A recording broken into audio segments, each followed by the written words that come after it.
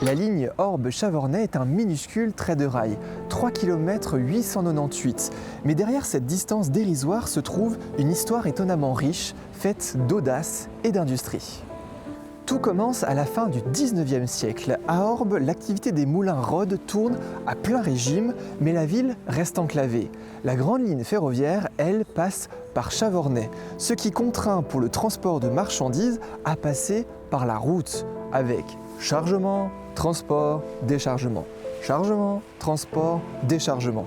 Un balai quotidien qui freine malheureusement tout le développement économique de la région. Face à cette situation, une idée simple s'impose, relier Orbe en la connectant au réseau principal. Mais la simplicité s'arrête là. Le profil du terrain impose une forte pente en arrivant à Orbe et le projet prend très vite un caractère pionnier. Lorsque les premiers trains circulent en 1894, la ligne devient l'une des toutes premières de Suisse à opter pour la traction électrique. Une prouesse étonnante pour un tronçon si court, alors que le reste du pays roule encore majoritairement à la vapeur. Très vite, la ligne trouve son rythme. Elle transporte les travailleurs, les marchandises des usines alimentaires et chocolateries nouvellement installées dans la plaine et devient un maillon indispensable entre la vallée et le reste du canton.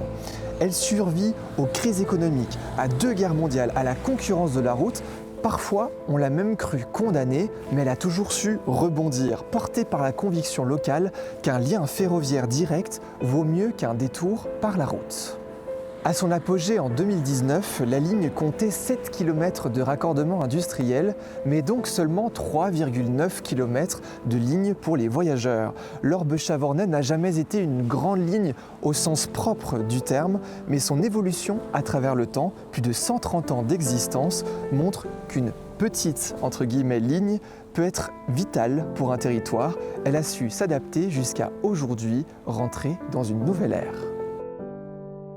Derrière Villiers, chef de gare à la retraite depuis une quinzaine d'années. Dans cette gare, on a eu toutes sortes de choses. On a eu l'office de tourisme qu'on a pris là. On a l'ancienne agence de voyage de cette gare. On nous appréciait, les gens venaient de loin pour nous faire des voyages. On avait quand même une bonne cote. Et puis on a toujours été une bonne équipe dans cette gare. On était positivement connus à Orbe, mais on avait la possibilité de faire des trucs sympas. Un petit peu en dehors du métier, je dis agence de voyage, office de tourisme, c'est pas commun dans une gare, puis c'était quand même sympa à faire. C'est vrai qu'on avait une belle liberté de travail, que je ne connaissais pas au CFF. Puis voir la fin de ce tram, ça c'est quelque chose qui touche un tout petit peu quand même. Hein. Alors un mot pour la machine qu'on voit, c'est une loc facsimilée de l'automotrice numéro 13. Une locomotive automotrice qui a roulé sur l'Orbe-Chavornay entre 1920 et 1980. Ici, elle est de sa livrée originelle, moi je l'ai jamais vue comme ça. Et ça, c'était vraiment la couleur de l'époque. À l'époque, on voit que c'est marqué, c'était 3e classe. Il y avait eu 3 classes dans les chemins de fer jusqu'en 1950. On voit la différence de capacité qu'il y avait là parce que la grande partie, c'est cette partie-là, c'est la partie fumeur, puis l'autre partie est la partie non-fumeur. Les mœurs sont bien évoluées au jour d'aujourd'hui. Hein. Et ça, c'est un voisin qui était ingénieur chez Paillard, une usine qui avait existé à Orbe. C'est un manuel absolu, un fou du train, et il l'a fait de pièce après pièce, tout lui-même. Elle ne peut malheureusement plus rouler parce qu'elle avait l'écartement aussi personnalisé. Et je n'ai que cette locomotive, un tout petit bout de rail, le reste a disparu. Mais un champion pour faire quelque chose comme ça, qui roule, puis qui existe encore, ça fait plaisir.